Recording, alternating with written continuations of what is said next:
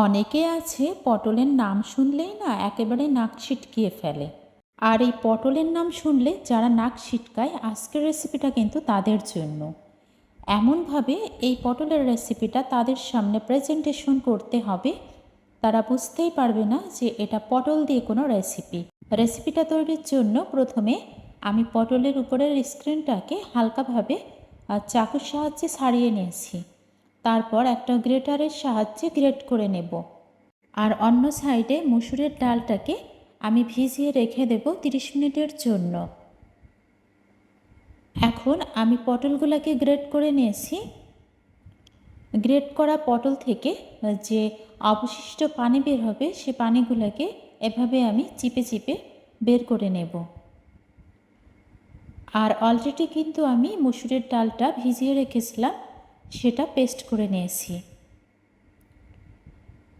কোনো রকম কিন্তু পানি থাকা যাবে না গ্রেট করা এই পটলের মধ্যে। মিক্সিং বোলটাতে আমার মাখাতে অসুবিধা হবে, তার জন্য আমি একটা ডিশে ঢেলে নিচ্ছি। এবার আমি দিয়ে দিচ্ছি সেই মসুরের ডাল পেস্ট। ঠিক এভাবে মিহি করে পেস্ট করতে হবে। দিয়ে দিচ্ছি 4 টেবিল চামচ পরিমাণ বেসন। এবার দিয়ে দিচ্ছি 2টা পেঁয়াজ কুচি। দিয়ে দিচ্ছি 1 টেবিল চামচ পরিমাণ আদা এবং রসুন পেস্ট। দিয়ে দিচ্ছি 8 থেকে 10টার মতো কাঁচামরিচ কুচি। দিয়ে দিচ্ছি স্বাদ মতো লবণ। এখন আমি হাত দিয়ে সবগুলো উপকরণ খুব ভালোভাবে মিশিয়ে নেব। আশা করি আমার আজকের রেসিপি আপনাদের কাছে অনেক বেশি ভালো লাগবে। পটলের এমনই এক রেসিপি যেটা কিন্তু মাছ মাংসকেও দূরে ঠেলে দেবে। দিয়ে দিচ্ছি হাফ চা চামচের মতো কালো জিরা। এই কালো জিরাটা দিলে কিন্তু এই রেসিপিটার টেস্ট এবং ফ্লেভার দুইটাই অনেক বেশি বেড়ে যায়। এভাবে করে আমি মিশিয়ে নিয়েছি। এর থেকে এক্সট্রা আর কোনো মশলা দেওয়ার দরকার নেই। যেহেতু আমি এটা দিয়ে আজকে একটা রেসিপি তৈরি করব, চুলায় ফ্রাই প্যান দিয়ে নিয়েছি। গরম ফ্রাই প্যানে আমি অল্প একটু সরিষার তেল দিয়ে নেব। অল্প তেলেই কিন্তু আমি এই রেসিপিটা তৈরি করে নিতে পারবো।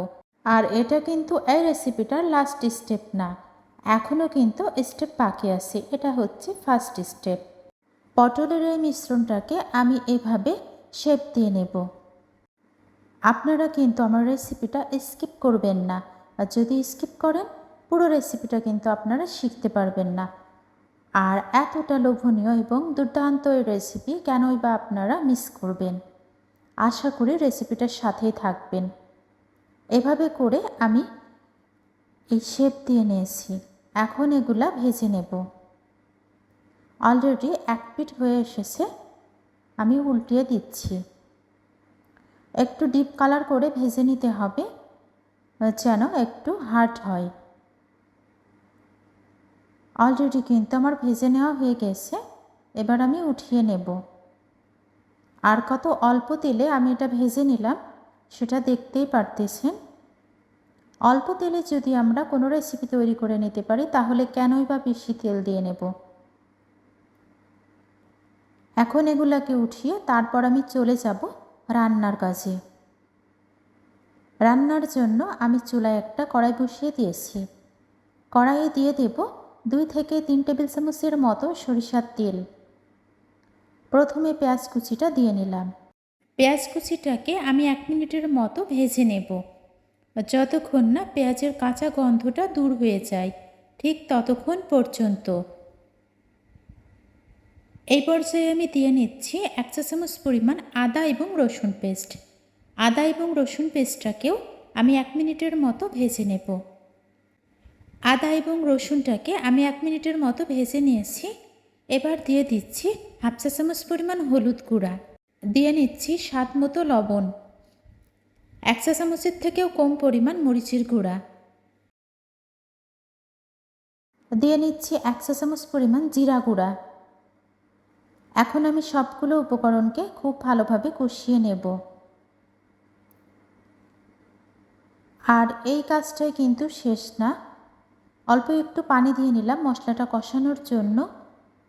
যদি পানি দিয়ে মশলা কষানো যায় সেই মশলাটা কিন্তু খুব দারুণভাবে কষানো হয়। এই পর্যায়ে আমি দিয়ে দিলাম সামান্য একটু পাঁচফোড়ন গুঁড়া। এই পাঁচফোড়নের মধ্যে রয়েছে কালো জিরা, মেথি এবং মৌরি। রেসিপিটা তৈরি করে আমি আসলে নিজেই কিন্তু সারপ্রাইজড হয়ে গিয়েছিলাম, এতটা টেস্টি হয়েছিল। মশলা কষানো হয়ে গেছে, এখন আমি দিয়ে নেব সেই পটল দিয়ে তৈরি করে নেওয়া টিকিয়াগুলা। দেখেই কিন্তু খুব ভালো লাগছে, মনে হচ্ছে শুধু শুধু খেয়ে নেই, কিন্তু না, আমি যেহেতু এটা দিয়ে রেসিপি বানাবো তাই আমি এটা খাইনি। এখন আমি এটাকে মশলার মধ্যে দিয়ে নেব। পটল দিয়ে আপনারাও একঘেয়েমি কোনো রেসিপি না তৈরি করে এই ইউনিক রেসিপিটা কিন্তু তৈরি করতে পারেন। এটা মাছ, মাংস, ডিম সব কিছুকে কিন্তু হার মানাবে। আপনার সামনে যদি এই রেসিপিটা দেওয়া হয় আর সাথে যদি মাছ মাংস থাকে, আপনি কিন্তু মাছ মাংস না নিয়ে এটা দিয়েই ভাত খেয়ে নেবেন। এতটা লোভনীয় রেসিপি। আমি এগুলাকে কষিয়ে নিয়েছি, এখন দিয়ে দিচ্ছি সিদ্ধ হওয়া পরিমাণ পানি। খুব বেশি পানি দিব না, আমি একেবারে গ্রেভি রাখবো। চুলার জালটা মিডিয়াম টু লো হিটে রেখে আমি রান্না করে নেব। আশা করি এখনও আপনারা আমার রেসিপিটার সাথেই আছেন। অলরেডি কিন্তু এটা ফুটতে শুরু করেছে। পানি দেওয়ার পর 5 মিনিটের মতো রান্না করে নিতে হবে। এর থেকে বেশি রান্না করতে গেলে কিন্তু এই টিকিয়াগুলো ভেঙে যাবে। এখন আমি চুলাটা অফ করে দেব। দেখতেই পারছেন কতটা দারুণভাবে আমি পটলের রেসিপি তৈরি করে নিলাম। এবার চুলাটা অফ করে আমি একটা সার্ভিং প্লেটে উঠিয়ে নেব। চুলা অফ করে দিয়েছি, খুবই কিন্তু দারুণ কালার চলে এসেছে। আপনারা যারা যারা এখনও এই রেসিপিটা তৈরি করেন নাই, আমার রেসিপি যদি ভালো লেগে থাকে অবশ্যই বাসাতে তৈরি করে খেয়ে কমেন্ট বক্সে জানাবেন। এতক্ষণ সঙ্গে থাকার জন্য অসংখ্য অসংখ্য ধন্যবাদ। সবাই ভালো থাকবেন, সুস্থ থাকবেন। ফিরে আসবো ইনশাল্লাহ আবারও নেক্সট কোনো রেসিপি নিয়ে। আসসালামু আলাইকুম, আল্লাহ হাফিজ, থ্যাংকস ফর ওয়াচিং।